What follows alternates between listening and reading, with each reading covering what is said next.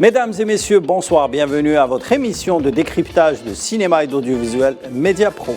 Ce soir, on va parler de cinéma, bien sûr, de 7e art et évoquer surtout les assises du cinéma algérien qui se sont lancées cette semaine pour justement débattre sur l'avenir du cinéma en Algérie. Avant de commencer le débat avec nos experts et surtout notre invité Faisal Sahbis, chercheur et universitaire et qui participe actuellement aux assises à l'ouest du pays et actuellement aujourd'hui il est à Constantine. On va voir ce VTR réalisé par Sofiane Baroudi et on revient au débat.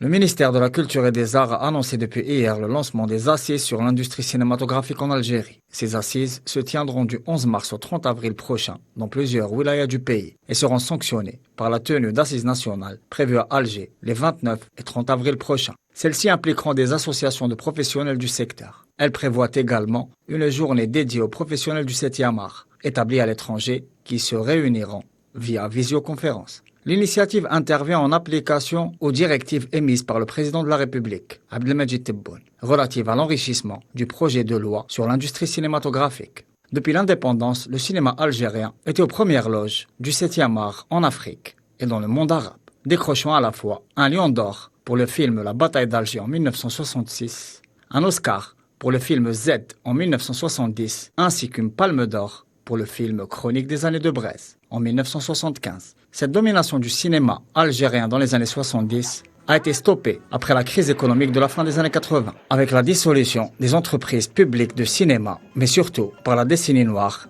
qui a engendré la fermeture d'une grande majorité des salles en Algérie, avec plus de 400 salles de cinéma à l'indépendance, dont il ne reste plus que 130 encore en activité dans tout le pays. La baisse de la fréquentation et l'absence de financement pour la création cinématographique a réduit la production et poussé de nombreux professionnels vers l'arrêt de cette activité. Mais le retour de l'État dans le secteur culturel entre 2003 et 2014 a réussi à relancer le 7e art avec une production abondante et une présence relative dans les festivals internationaux. Même si l'absence d'une politique cinématographique claire et le manque de soutien financier pour le 7e art a remis à l'ordre du jour la crise du secteur cinématographique en Algérie. À cela s'ajoute la carence de créativité et la faiblesse des coopérations internationales dans le secteur. Ces assises qui devront réunir les professionnels du 7e art vont-ils relancer le cinéma en Algérie? Le débat va-t-il construire une perspective pour l'avenir du 7e art algérien?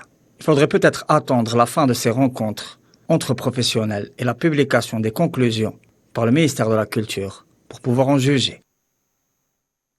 Voilà, c'était un sujet préparé par Sofiane Baroudi sur justement les assises et un petit peu nous a fait rappeler la belle époque du 7e art algérien avec l'Oscar de Z, de Costa Gavras, la Palme d'or de Nakhdar Hamina avec Chronique des années de Brest et surtout le Lion d'or à Venise pour le film La bataille d'Alger de Gillo Pontecorvo. Avant de prendre le débat et la température du sujet sur le plateau, on va prendre attache avec notre intervenant à partir de Constantine, je crois. Faisal Sahbi, vous êtes avec nous? Bonsoir, oui, je suis avec vous. Voilà. Faisal Sahbi, je rappelle que vous êtes chercheur universitaire. Vous êtes impliqué depuis quelque temps justement dans le projet de révision de la loi cinématographique. Vous avez organisé des débats, des ateliers et même des conférences sur le sujet. Et vous avez participé hier à la première journée des assises à Oran et demain, je pense, vous allez poursuivre ces assises à Constantine. Alors, question très simple, à quoi vont servir ces assises? Bonsoir à tous. C'est juste, si vous permettez, c'est pas une correction, mais je préfère préciser qu'il s'agit plutôt d'un projet d'enrichissement de la loi et non pas de révision. Je vous parle ce soir pas loin d'Alger parce que je suis en chemin vers Constantine, même si je sais pas si il y a d'autres collègues qui vont animer les séances, mais je crois qu'il faut rappeler un petit peu que les assises sur le cinéma et sur la production cinématographique en Algérie viennent suite à la décision prise par le Conseil, par le Conseil des ministres du 20 février dernier, dans lequel Monsieur le Président a ordonné de reporter le projet et pour l'enrichir justement. C'est suite à ce Conseil des ministres qu'il a été décidé que Madame la ministre de la Culture et des Arts a décidé d'organiser des assises sur la production dans le but justement, premièrement, d'exposer le projet de loi aux parties prenantes de l'industrie cinématographique afin de l'enrichir. Deuxièmement, pour créer une certaine énergie, une énergie certaine et une dynamique inclusive autour du projet de loi. Et troisièmement, et c'est très important à mes yeux, puisque dans le VTR ça a été abordé, c'est de débattre sur la vision du cinéma algérien, ce que l'on veut comme modèle du cinéma algérien, notamment en l'absence d'une politique claire pendant très très longtemps. Et je crois qu'il devient très urgent de savoir sur quel pied on fait ce qu'on veut pour le cinéma algérien. Et on a commencé donc hier à Oran dans un premier atelier public qui a réuni même une centaine de participants pendant 3 heures. Et je crois que les ateliers sont prometteurs. Monsieur Sahbi, vous avez parlé justement d'enrichissement de cette loi. Qu'est-ce qui manque aujourd'hui à cette loi pour qu'elle soit parfaite, sachant qu'il y a eu plusieurs assises, les premières ont été entamées en 2020, juste après la création du secrétariat d'État à l'industrie cinématographique avec Sahiri, et ça s'est poursuivi avec la ministre de la Culture Bendouda, et aujourd'hui avec la ministre actuelle, Madame Louji. Alors aujourd'hui, plusieurs assises, plusieurs conférences, plusieurs rencontres entre professionnels, producteurs, ministère de la Culture ont été organisées, certaines auxquelles j'ai même participé quand j'étais directeur de la Cinémathèque. Aujourd'hui, qu'est-ce qui manque à cette loi pour qu'elle soit parfaite? Oui. Déjà, pour répondre à la deuxième question qui est un petit peu sous-entendue dans la question principale, c'est sur la nouveauté de ce tour d'assises, c'est que peut-être contrairement aux autres assises, c'est que cette fois, il y a une tentative d'élargissement de la base de consultation aux 4 coins, aux 6 coins de l'Algérie. Donc, il y aura des ateliers, il y a déjà eu un atelier à Oran, demain ça sera à Constantine, à Biskra, Béjaïa le 16, pour finir dans une première partie à Tipaza. Deuxième nouveauté, c'est que suite aux orientations aussi du président de la République, ces assises incluent la diaspora algérienne, la communauté à l'étranger. Et vous savez qu'on en compte beaucoup de réalisateurs algériens installés à l'étranger, beaucoup de comédiens, beaucoup de producteurs. Ces assises sont ouvertes, à commencer par les ateliers. Elles sont ouvertes à toutes les parties prenantes du cinéma ou éventuelles parties prenantes. Hier à Oran, on avait, comme j'ai dit, une centaine de participants, voire plus. On avait des réalisateurs de la région de l'Oranie, des producteurs insoupçonnés qui n'étaient même pas sur les radars officiels, des exploitants, on avait des investisseurs et surtout beaucoup d'étudiants. Moi, ma surprise, c'était de voir dans l'assistance beaucoup d'étudiants en art, en audiovisuel, ce qui me rend particulièrement ravi en tant qu'universitaire. Et sinon, pour répondre à votre question sur la nouveauté, c'est que vous l'avez peut-être lu dans le communiqué du Conseil des ministres du 20 février.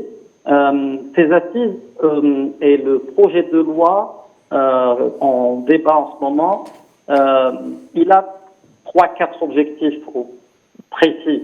D'abord, c'est pour prendre en compte les évolutions technologiques et les attentes des jeunes. Et hier, pendant les débats, il y avait pratiquement que ça. Donc, il y avait des débats, on a exposé des problématiques quant à la transformation du métier, quant à la transformation de la nature de l'industrie cinématographique. Il y a aussi un autre objectif, c'est celui de fixer des mécanismes clairs pour le financement des projets cinématographiques.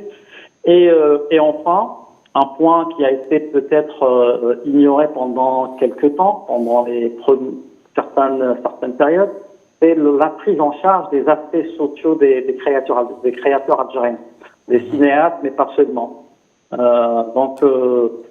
Tels que la couverture sociale, les droits d'auteur, la protection de la propriété intellectuelle et d'autres préoccupations.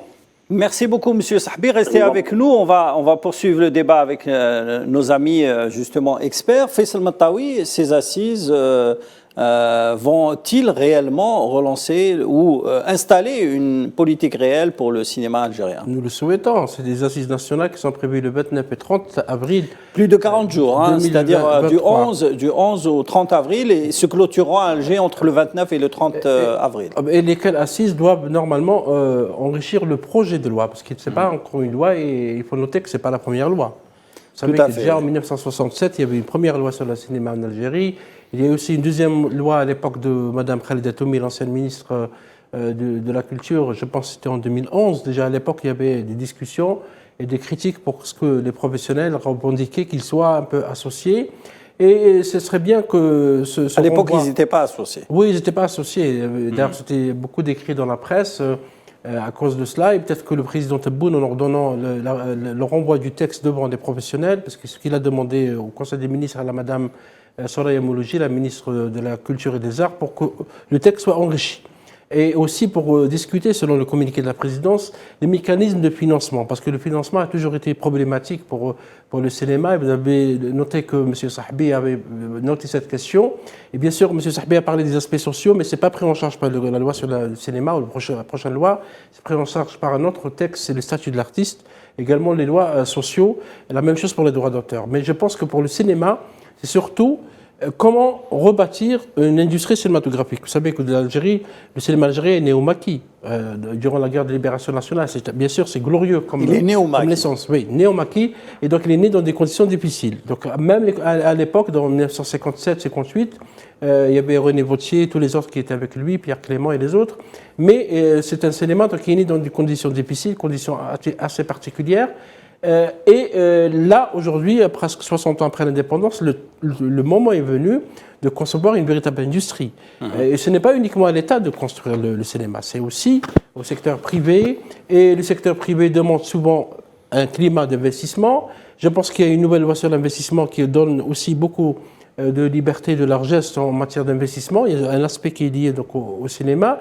Et la politique de l'État, je pense qu'elle tend vers la construction d'une véritable économie culturelle qui prend en compte l'industrie cinématographique. Évidemment, dans le cinéma, il n'y a pas que le financement, parce qu'on a tendance, vous le savez, dans les débats, quand on assiste à des débats, dans les salles, dans les conférences, etc., cette question revient souvent. Comment financer le cinéma? Ce n'est pas aussi à l'État de financer totalement le cinéma, parce que le secteur privé, à travers des facilités fiscales, il peut aussi contribuer, mais le secteur privé va vous demander est-ce que les films produits seront distribués dans les salles? Et ça, c'est un autre débat. Et je pense que c'est le gouvernement a pris en compte cette question des salles à exploiter dans le futur, parce qu'il y a 80 salles dans le pays, la plupart dépendent encore des communes. Reda Harirash, le cinéma a toujours été un secteur où un art qui intéressait les présidents de la République. On a vu par exemple l'intérêt que portait le président Ouari Boumediene pour le 7e art, avec la création de Dolo Hansik et le soutien qu'avait apporté l'État algérien à l'époque pour le 7e art et qui a abouti à plusieurs prix, dont la Palme d'Or, l'Oscar, etc. On est passé par une période, par le président Chadli, qui avait plus soutenu la télévision que le cinéma. On arrive dans les années 99-2000, un retour au cinéma avec la politique de Bouteflika. Et enfin, avec le président Tebboune, la première déclaration qu'il a faite dès qu'il a été élu, c'est de soutenir le cinéma et de créer une industrie. Tous les nouveaux présidents, lorsque leur mandat commence, ils voudraient débuter une nouvelle ère. Connaissant quand même nos traditions culturelles en Algérie, auparavant, nous avions une tradition qui était essentiellement orale.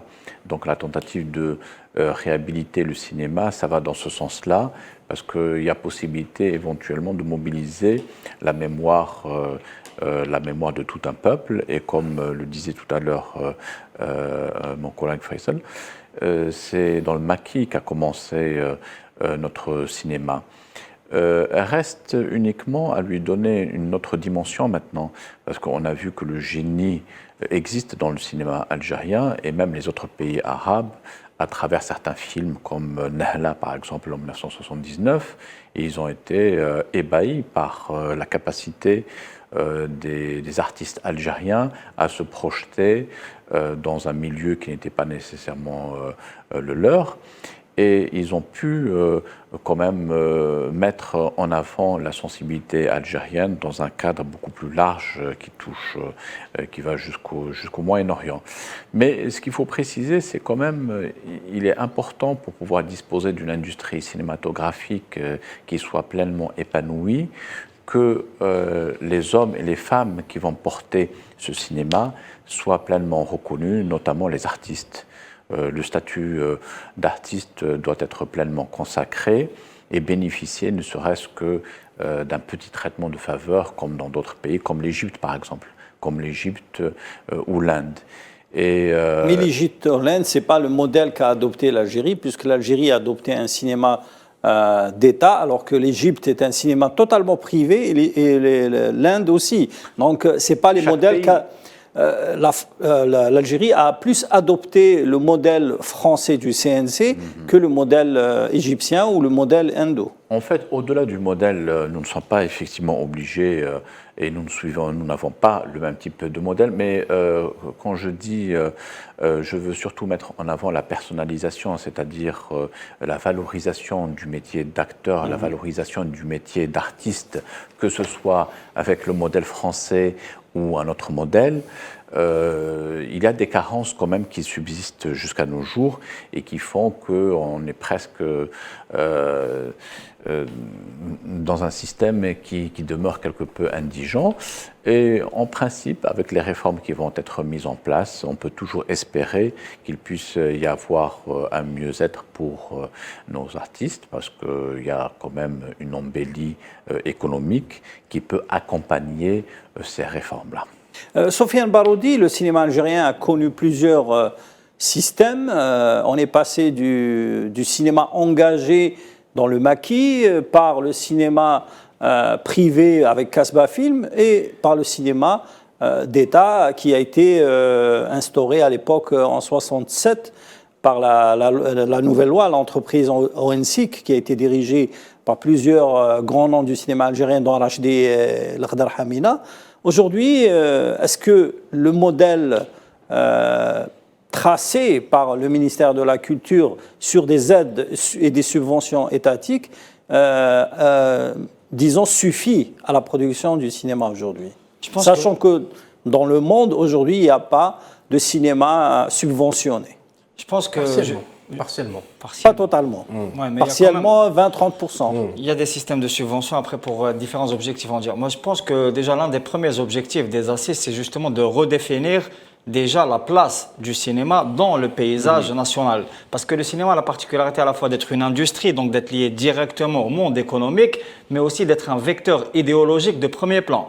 Et là, je pense que, par exemple, l'idée du cinéma public, par exemple de l'ONSIC, ou même maintenant l'un des objectifs, c'est de pouvoir restaurer, si vous voulez, ou alors de faire le travail mémoriel via la production cinématographique. Parce que c'est nécessaire pour un pays comme l'Algérie de pouvoir justement, si vous voulez, écrire son histoire de par l'image. Parce que le vecteur cinématographique est très très puissant et les grands films historiques ont démontré à quel point ils avaient, si vous voulez, un poids déterminant en matière d'écriture de l'histoire aussi et en matière d'apport mémoriel. Juste pour préciser ce que tu as déclaré, Sofiane, l'État algérien veillait à l'époque justement de Khalid Atoumi, il y avait l'instauration d'articles qui protégeaient le cinéma algérien, notamment les films qui parlaient d'histoire, qui soient justement... Ils sont soumis à des cahiers de charges parce qu'il y a un partenariat aussi avec le ministère des Moudjahidines et il y a une nécessité à respecter aussi une trame et une sorte ligne de historique. protection. Mais le problème, c'est que tout le cinéma algérien est basé sur des subventions et aussi des aides pour des films événementiels. Mais la création ou le film d'auteur a disparu. Et de là, ça a créé un petit peu un choix qui n'obéit pas réellement à la demande du public. Je pense que l'un des objectifs, c'est vraiment de redéfinir et de, si vous voulez, en association. Le style ou le genre du cinéma qu'on veut. Exactement. Et même la forme qu'on peut, parce que, comme je l'ai dit, c'est à la fois une industrie. Donc, une industrie, c'est économiquement à la fois coûteux, mais aussi techniquement, si vous voulez, très délicat, parce qu'il faut aussi former les techniciens. Il y a le statut des techniciens aussi qui est important, parce qu'il y avait une forme de vide juridique qui ne permettait pas la protection et des techniciens, mais aussi des auteurs. Et je pense que la forme déjà des assises, comme celle qu'a pris aussi la forme de la rédaction du statut des artistes, qui a eu lieu en Assemblée générale, ce qui est à ma connaissance une première, parce qu'il y a eu une ouverture à tous les artistes qui pouvaient venir débattre, discuter, exposer leur situation pour pouvoir ensuite essayer, si vous voulez, de trouver la meilleure formule juridique, légale, qui permette à la fois de protéger les professionnels, mais qui permette aussi de développer un secteur qui est nécessaire, parce qu'il y a aussi, il ne faut pas oublier qu'il y a un intérêt très très grandissant de la part. Mais je pense Pierre que nous avons besoin de réorganiser beaucoup de choses. Ça veut dire, au-delà du financement, comment, parce que vous savez que le PDATIC, qui est le Fonds de développement de l'art et de la technique et de l'industrie cinématographique, qui dépendait du ministère de la Culture, a été dissous fin décembre 2021. Alors qu'il a financé beaucoup de films. Beaucoup de films, mais le problème, c'est que les mécanismes de financement ont posé problème. Et il y a eu beaucoup de cinéastes qui ont pris de l'argent, notamment de ce fonds, sans qu'ils rendent des comptes. Et je pense que la nouvelle politique suivie par l'État est que le financement du cinéma se fera à partir du budget de fonctionnement du ministère, mais avec beaucoup de conditions. Dans la mesure où il faut suivre un peu les projets, l'application des scénarios, parce que beaucoup de monde prend des scénarios de la commission du PDATIC et maintenant il va le changer en cours de tournage, sans que personne ne lui demande des comptes, parce que l'État ou le ministère finance partiellement, parce que ce n'est pas à 100%, je pensais à 30% le financement de l'État, à 35%.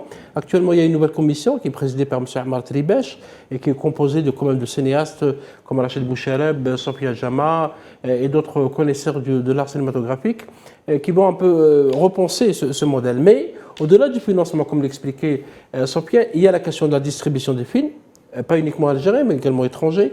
Et là, je pense qu'il y a des tentatives. C'est un autre domaine, hein. C'est un autre secteur, la distribution. Oui, parce que la distribution. Aujourd'hui, nous n'avons qu'un seul distributeur. Oui, pour les films étrangers, alors que c'est peu pour un pays continent comme l'Algérie. Il distribue aussi les films algériens. Hein. Oui. Et c'est pour ça. Et il a beaucoup, parfois, vous pensez à MDCiné. Il a eu beaucoup de difficultés parce que maintenant, il faut repenser d'une manière sérieuse la question des salles. Il n'est pas normal qu'à Alger, vous avez une belle salle comme la salle Afrique qui soit fermée à longueur d'année. La même chose pour la salle. Restaurée, l'État a dépensé de l'argent. Milliards de centimes. Oui, pourquoi cette salle est fermée? La même chose pour la salle algérienne, la même chose pour ABC, pour Atlas. Et je poserai la question pour la salle Maghreb à Oran, la salle. Il ne faut pas oublier, c'est des salles qui sont dirigées par des APC. Donc ils ne sont pas soumis à un cahier de charge du ministère de la Culture. Et vous savez qu'ils ont été mis sous la tutelle des APC depuis 1967. On n'a pas été capable de changer ça. J'espère que les assises nationales du cinéma vont repenser cette salle. Cette question des salles, les salles continueront à appartenir à l'État, mais on pourra trouver un modèle de pourquoi les financement salles ont été données aux APC? Vous savez ou pas? Parce qu'il y avait le monopole, on avait enlevé le monopole au Major. À l'époque, le CNC, qui était dirigé par Moussaoui, avait récupéré les salles des collants, mais n'avait pas, disons, la capacité humaine et même en ressources humaines de diriger ou de gérer ces salles. Donc ils les ont cédées aux APC. Et c'est comme ça, en 64. C'était 67, c'était une mesure... Non, 64.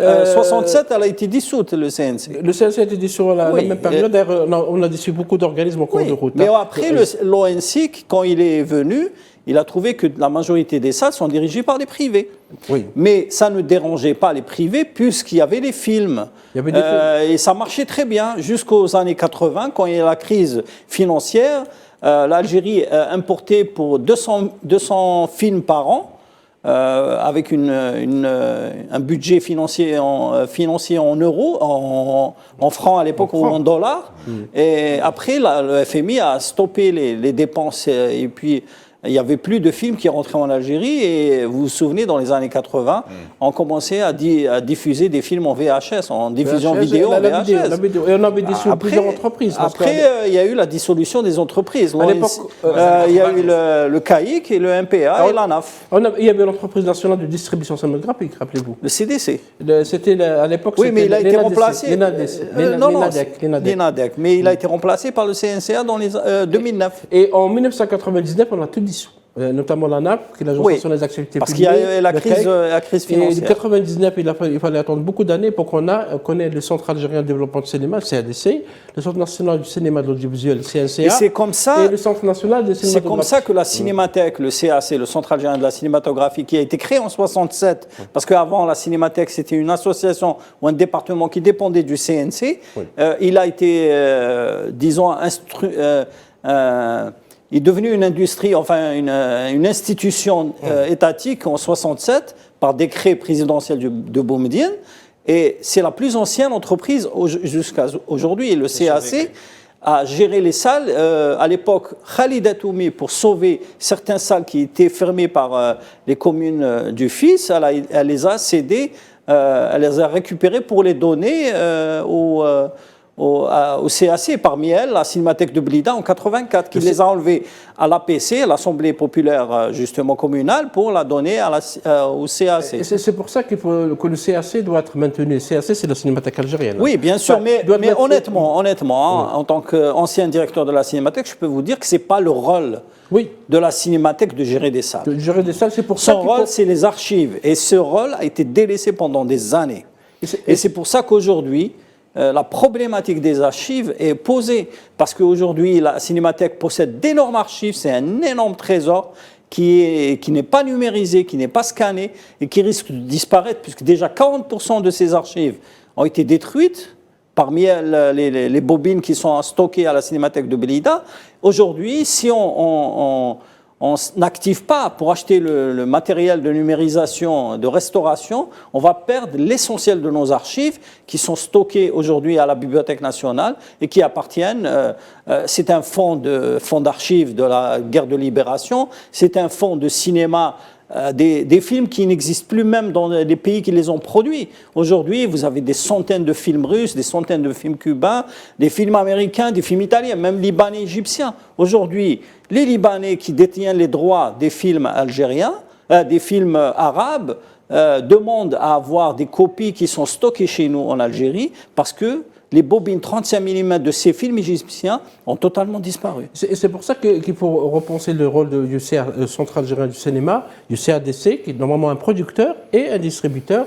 La même chose pour le CNCA. Ça veut dire que ces assises, s'ils ne prennent pas en compte ces questions d'organisation du secteur, d'organisation du secteur totalement, la numérisation des archives, parce qu'il y a aussi des films algériens qui sont détenus par des laboratoires à l'étranger. L'un des projets, qu'on devait récupérer, rapatrier, qu'on les a pas encore rapatriés. L'un des projets qui est inscrit, je crois, dans cette loi de cinéma, c'est la création d'un centre des archives et qui installe des bunkers, parce qu'en fait, les bobines ont besoin de bunkers. Parce que c'est des bobines Après, il faut les numériser. Je pense qu'il y a un projet, il y a de l'argent qui a été débloqué par le ministère de la Culture auprès du ministère des Finances pour justement acheter ce matériel. L'opération est en cours, mais le problème qui se pose actuellement, c'est où mettre ces bobines, parce qu'elles ne peuvent pas rester éternellement à la Bibliothèque nationale, sachant qu'à l'époque, Khalid Atoumi a signé une décision en 2009 pour déplacer les bobines qui étaient à la Wilaya, qui étaient vraiment en phase de décomposition, qui ont été déplacées à la Bibliothèque nationale pour les sauver. Aujourd'hui, si elles continuent à rester comme ça dans un espace qui n'est pas adapté, parce qu'il faut une température spéciale pour les films, qui n'est pas adapté pour ça, ces films vont disparaître. Et c'est pour ça que la prochaine loi sur le cinéma doit prendre en compte tous les aspects. En principe, d'après ce que j'ai eu des échos de cette loi, il y a tous les aspects. Maintenant, la question qui se pose... Les aspects archives, c'est pris en compte. Aspect réorganisation du secteur. Et il y a l'école de cinéma qui l'école du cinéma, l'Institut du cinéma. qui a disparu. Ce que j'ai appris au ministère de la Culture. Non, pas l'ISMA, c'est une école de cinéma. L'école de cinéma doit être à Qudai'a, et pour cette école, il faudrait qu'elle soit bien pensée. Parce qu'une école de cinéma, ça veut dire qu'il y a la production, il y a la mise en scène, enfin la réalisation, il y a le scénario, etc. Et pourquoi pas qu'il y ait parce qu'il y a une demande. Le professeur Sahbi parlait d'étudiants qui ont assisté aux assises à Oran, et normalement demain à Constantine. Ça veut dire qu'il y a une demande de formation. Parce que la formation audiovisuelle, c'est pas la formation cinéma. Justement, Faisal Sahbi, vous êtes avec nous? Je vous écoute. Oui, Monsieur Sahbi, on parlait justement sur le plateau sur la restructuration des entreprises cinématographiques. Est-ce que c'est pris en compte dans la nouvelle loi de cinéma? On parlait à l'époque de Sahiri de la fusion entre le CADC, le CNC et le CAC. Est-ce que cette hypothèse, que moi je ne partageais pas à l'époque, est toujours de mise? Disons que c'est une possibilité, mais après, vous savez, une loi portant sur le cinéma, c'est une loi sur le long terme, qui est une vision qui présente un modèle. Et après, de cette loi va en découler des textes exécutifs. Donc, je pense que c'est l'un des... Allô? Oui, je vous écoute. Allez-y. Je pense que c'est l'un des sujets à débattre pendant ces assises. Et on a eu ce débat hier à Oran, et on s'attend à l'avoir aussi demain à Constantine, et par la suite dans les différents ateliers, parce que j'ai peut-être oublié de dire aussi qu'il y a 2 ateliers thématiques prévus en mois de Ramadan, le 15 et le 18. Le premier avec le concours de l'association des producteurs algériens, et l'autre avec l'association des techniciens. Et je crois que ce problème ou cette problématique va être soulevée. Oui. Sur les différents aspects, par exemple les archives, la formation, je crois qu'on peut pas ne pas inclure ces problématiques pendant les ateliers des assises sur les 2 jours. Donc je pense que ça va être pris en charge et débattu et ça va être un sujet à enrichir par les professionnels du cinéma. Est-ce qu'il est question justement de la relance d'une entreprise immense à l'époque, comme celle de l'ONSIC à l'époque, qui gérait la distribution, la production, l'exploitation, et qui peut prendre en charge tous les aspects du 7e art algérien? En une seule entreprise, je veux dire. En une seule entreprise, peut-être que c'est le débat qui va imposer cette vision. Ce qu'on remarque, peut-être, je suis désolé de ne pas être d'accord avec vous sur la vision sur les mots de cette fragmentation de la machine de cinématographique en Algérie, mais quand même on remarque que avoir plusieurs entreprises, et parfois qui œuvrent, qui se piétinent un petit peu, et où parfois les statuts ne sont pas clairs. Vous avez parlé un petit peu des rôles d'un distributeur, et on oublie souvent que le CADC, par exemple, dans les statuts, c'est un distributeur. Il y a cette problématique d'éthique, de PA. C'est pas à vous que je vais apprendre tout ça. Oui, bien sûr. Mais je pense que, par exemple, dans le projet de loi, il y a toute une partie sur un registre national sur le cinéma et le métier du cinéma. Et je pense que ce n'est pas exclu, je parle en tant qu'enseignant et en tant qu'expert en cinéma, je pense que ce n'est pas exclu de partir sur cette idée de centraliser, mais en même temps centraliser dans une seule entreprise. C'est une possibilité, mais en même temps, ça va permettre aussi de décentraliser sur les régions, parce que c'était aussi un sujet qui a été relevé hier pendant l'atelier d'Oran. Merci beaucoup, Monsieur Sahbi. Restez encore avec nous, on va poursuivre le débat. Mais avant cela, je vais vous montrer un extrait d'une rencontre que j'ai eue à l'époque sur Canal Algérie avec Ahmed Rachdi, qui évoquait la puissance de l'ONSIC et surtout l'impact ou l'importance de la coproduction. On regarde.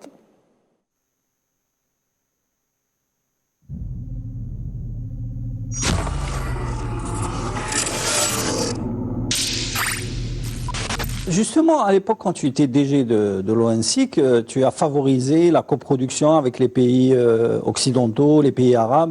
C'était une politique qui était ancrée, était favorisée par l'État à l'époque. C'est la politique. Et l'ONSIC avait son poids, même à Cannes, dans les grands festivals. On jouait dans la cour des grands, comme on dit. Tout à fait. Parce que d'abord, on avait une puissance de production financière. On avait 450 salles. On avait déjà démontré que le cinéma algérien se faisait et était un bon cinéma différent par sa thématique différente de ce qui se faisait ailleurs. Et puis montrer aussi cette Algérie qui est en train de revivre. Et le seul moyen pour ça, c'était d'avancer sur cette mécanique qui est faite, qui existe partout dans le monde, de la coproduction. La coproduction a au minimum deux avantages. C'est diminuer les coûts de la production, multiplier les marchés. Mais choisir, il faut choisir. Il ne faut pas le faire systématiquement pour faire n'importe quoi. L'Algérie offre une telle possibilité pour faire des films, il y a tout. L'Algérie, comme Dieu l'a créée, il y a tout. Il y a la mer, il y a la montagne, il y a le Sahara, il y a tout ce qu'il faut. Et puis c'est un grand pays où il y avait la sécurité aussi, donc ce que cherchaient les gens absolument. Il fallait, par contre, trier dans ce qui nous était proposé, parce qu'on voulait faire un cinéma qui était un peu plus engagé sur les questions humaines, sur les combats des peuples. C'était la place qu'il fallait prendre.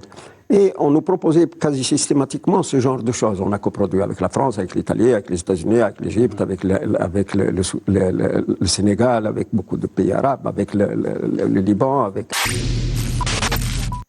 Voilà, c'était l'époque, l'âge d'or du cinéma algérien. Monsieur Rachdi connaît vraiment l'époque, puisqu'il a été DG de l'ONC, qui parlait justement de l'apport de la coproduction. Aujourd'hui, est-ce qu'on peut sauver le cinéma algérien avec la coproduction? Oui, on peut le faire. Peut-être que l'ONC, on peut revenir au système le modèle de l'ONC, oui. En rassemblant les différentes structures. Peut-être qu'on n'est pas d'accord avec ce que dit notre ami Faisal Sahbi. Pourquoi pas une grande entreprise qui s'occupera autant de la production que de la distribution, bien que la distribution peut aussi être prise en charge par le secteur privé, à condition que les salles soient relancées. Pourquoi pas renforcer la construction de multiplex? Je sais qu'il y a un multiplex à Oran qui fonctionne très bien. Pourquoi ne pas aller vers des multiplex dans les grandes villes en Algérie, comme Annaba, comme Constantine, comme Biskra, comme Béchar, etc. La coproduction, oui, pourquoi pas. On en a parlé, rappelez-vous, la semaine dernière, en parlant du FESPACO, qui est le festival panafricain du cinéma et de la télévision de Ouagadougou, la question de la coproduction interafricaine. Pourquoi pas? Parce qu'il y a des mécanismes. Interarabe aussi. Ou interarabe aussi, interméditerranéenne. Il y a beaucoup avec l'Asie. L'Asie est un grand producteur de cinéma. Il y a l'Inde, il y a la Chine, il y a le Japon, Russie. Et la Russie, il y a la Corée du Sud, il y a la Thaïlande, les Philippines qui sont des grands producteurs. Donc la coproduction, oui. Vous savez, la coproduction... Ce qu'a dit M. Rachdi, qui est conseiller du président Tebboune en matière de cinéma audiovisuel, oui, la coproduction aide à trouver des marchés. Parce que quand on coproduit avec un grand pays comme l'Inde ou la Chine ou l'Allemagne ou la France ou les États-Unis, le coproducteur peut aider à la distribution du film à l'extérieur. Tout à fait, oui. Et ça peut le placer... Pour l'Algérie, pour le cinéma algérien. Je pense. Il a dit une chose très importante, multiplier les marchés. Oui. Et surtout répondre à une demande internationale qui est très forte autour de l'Algérie. C'est-à-dire qu'il y a un intérêt à la découverte culturelle, mais pas seulement, aussi par d'autres vecteurs de l'Algérie. Et c'est pour ça qu'il y a beaucoup de réalisateurs ou alors d'artistes algériens qui ont beaucoup d'aura à l'international, même s'ils ne produisent pas grand-chose. Parce que ce qui attire vraiment, c'est le poids de l'Algérie. Et en ça, le cinéma a aussi une importance diplomatique. Et c'est pour ça qu'il faut définir les modalités de coopération internationale en matière artistique et cinématographique, à la fois pour empêcher des intrusions qui seraient indésirables, notamment en matière de financement pour d'autres objectifs, mais aussi pour pouvoir bénéficier et des marchés et de la distribution, et aussi offrir une véritable image, une image authentique de l'Algérie, et répondre aussi à la demande de la jeunesse algérienne. Il y a un projet de coproduction algéro-indienne dont le tournage va se dérouler à Timimoun, dans le Sahara. Les Indiens, quand ils sont venus ici, ils ont trouvé le décor magnifique. En fait, on a oublié qu'on a un décor naturel qu'on peut utiliser comme destination cinématographique, comme le font les Marocains, comme le font aujourd'hui les Jordaniens, comme le font les Libanais, les Syriens, etc. Vous pouvez imaginer qu'un film algérien qui a de l'audience... Les Tunisiens aussi le font. Les Tunisiens aussi, une audience en Inde et en Chine, essayez de calculer le nombre de salles qu'il y a dans ces deux pays. Ça suffit largement, ça couvre toute l'Europe.